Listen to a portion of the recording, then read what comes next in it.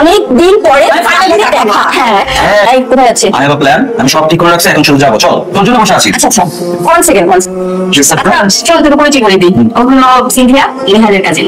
ভালো ভালো। এখন কি মানুষের বাসায় গিয়ে নাগরিক বাসা সব আছে? এখনো কি মেয়েদেরকে সাদাই নিয়ে তারপর তাদের সম্পর্কে ব্যাকটেনশন বসানো আছে না? চিনিস সিনথিয়া? তোরা কি দুজনকে চিনিস? I don't want to know. আমার তো আগে একটা মেয়েকে সাদা ছিল, মেয়েদের খুব লাইক করতো, তারপর তোমাদের তো ঝামেলা হয়। সিনথিয়া তো আমাকে বলেছিল একটা ছেলে বাসা গিয়েছিল, ছাদে ছিল, একটু বসেছিল, তারপর চলে আসছে। তার মানে এই আবির ছিল। ও মাই গড, জানি তুমি গান শুনতে বলছো? জানো সিনথিয়া আর আবিরকে নিয়ে, বুঝছো? আবিরকে দেখে আমি একটু মন খারাপ করে বসে আছে। আমার কাছে মনে হয় ও সিনথিয়াকে এখন অনেক মিস করে। সিনথিয়া আমাকে বলেছিল ও নাকি আবিরকে মিস করে। জান তোমার কি মনে হচ্ছে সিনথিয়া কি আবিরের সাথে কথা বলবে? এত ফাটাফাটি হয়ে বসে আছে। চলো ওই তোমরা সবাই মিলে শান্তি আগে যাবো নাকি? জান দেখো গাড়িটা অন করছে। চলো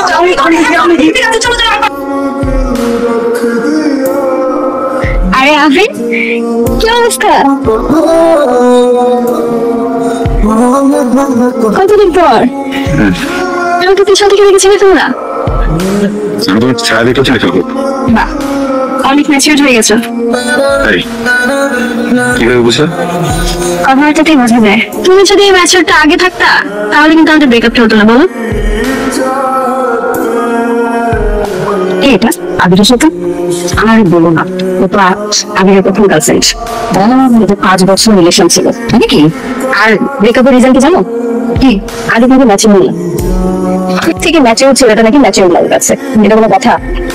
হয়তো একটা কথা বলি, গ্রামে সবকিছুই তো আবার জোড়া লাগানো যায়, তাই না? তা যায়। আরে মাচা আবির ও হচ্ছে সাইদ, আমার ফিয়ান্সে। আর সাইদ ও হচ্ছে আবির। কত বছর আবিরের কথা বলতে হবে? হ্যাঁ। আর ও তো সিনথিয়ার ফিয়ান্সে। ফিয়ান্সে মানে সিনথিয়াকে বিয়ে করতেছে। আর এক্স হওয়ার কথা ছিল, আর সিনথিয়াকে পছন্দ করে না, তো তাই ভালো হয়ে ওঠে না। আমার এক্স হাতে একটা লাগিয়ে নিয়ে ঘুরতেছে, ফিয়ান্সে কোথাকার। এমন একটা ভাব নিচ্ছে আমার ওই ফিয়ান্সে। আর এখন হাত ধরে করে খেয়েছে। আমার সাথে রিলেশন ছিল, ওই আমার হাত ধরে উপর এখন। আমি খুব জেলাস করছি তো, ওকে না সেম জেলাসের একটা স্যান্ডউইচ বানা টাস করে গেল একটা জেলাসে বসে নিয়ে। আপনার কি দরকার? না, আমার এরকম কোনো প্রয়োজন নেই। আমার জেলাসি এই ধরনের কোনো ঘটনা। অ্যাকচুয়ালি আমি জাস্ট এই মানুষটাকে আমার লাইফে চাই না। খুব সুন্দর লাগছে। Hello baby. জান আসলে লাগতেছে আমার তোমার জন্য।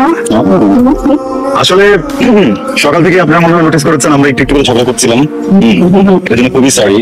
কিন্তু আজকে বিয়েতে আসার পরে সবাইকে দেখার পরে আমি ফিল করলাম এই পুরোটা জীবন আমি একা একা কাটা দিতে চাই না। আর সিনথিয়া যদি আমার লাইফে না থাকে আমি আসলে অন্য কোনো মেয়েকেও চাই না। আমরা ডিসাইড করেছি আমার বান্ধবীর বিয়ে শেষ হওয়ার সাথে সাথে আমরাও বিয়ে করে ফেলবো। এই তোমার কি কোনো ভালো জামা কাপড় ছিল না? এটা কি করে আসছো? কেন? এটা তো ট্রেন। তোমার ট্রেন্ডার ধরা লাগে। কি সে রাগ করতেছো কেন? দেখছো কি জান? আমার সাথে পুরো ব্যাপারটা নাটক ছিল। হ্যাঁ জান, তুমি বুঝছো না কেন? এখানে আসতেছে, বুঝছো? একটু একটু করবে। সরি। I'm sorry. আবিশ, তুমি কি ব্যস্ত? না, কিছু বলবো না। তোমার মনে আছে আমি তোমার সবসময় বলতাম তুমি ইম্যাচিউর, তুমি ইম্যাচিউর।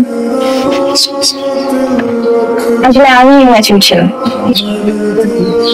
আমি যদি তখন তোমাকে টাইমটা দিতাম তাহলে হয়তো আমাদের ব্রেকআপটা হয়ে যেত। আর আমি আমার লাইফের বেস্ট মানুষের সাথে আর বাকিটা লাইফ কাটাতে। এই কেন বলতেছো?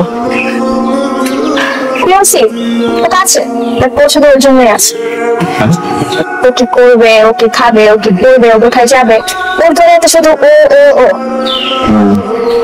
মানে ওর দুনিয়াতে যে না আমি নিজেকে হারিয়ে ফেলছি, আমি নিজেকে খুঁজে পাচ্ছি না। আমার মনে হচ্ছে যে আমাকে কেয়ার করার মতো কেউ নেই। আমরা কি আবার আগের মতো সবকিছু ঠিক করে নিতে পারি না? Asha, thank you. Thank you. তুমি আমাকে থ্যাংক ইউ বলতেছো? এসে তুমি আমাকে এত সুন্দর করে অ্যাকসেপ্ট করে নিলা। সরি আমি তোমাকে বুঝতে পারিনি, সরি। আসলে এই যে মাত্র বললো না যে ওটা তোমার ম্যাচুরিটি ছিল, যে তুমি আমাকে বোঝোনি যে একটা সম্পর্কে আসলে কেউ যদি ভুল করে সবসময় তারই দায়িত্ব না ভুলটা শুধরানো। আরেকজন মানুষের দায়িত্ব আছে তাকে সময় দেয়া, তাকে গ্রো করতে দেয়া। Thank you. আমি আমি না আমি আমি আমি মন করা কোনো লস ফিল করতেছি ওর জন্য এখন। মানে দেখেন, আমি সব ঘুরে পেয়েছে তোতায় কথা বলতে পারি না। স্ট্রেট কথা বলি, স্ট্রেট আপনাকে বলছি, স্ট্রেট আপনি বুঝে না, ঠিক আছে? এটা হচ্ছে যে আমি ওই আমি বুঝি। I love you.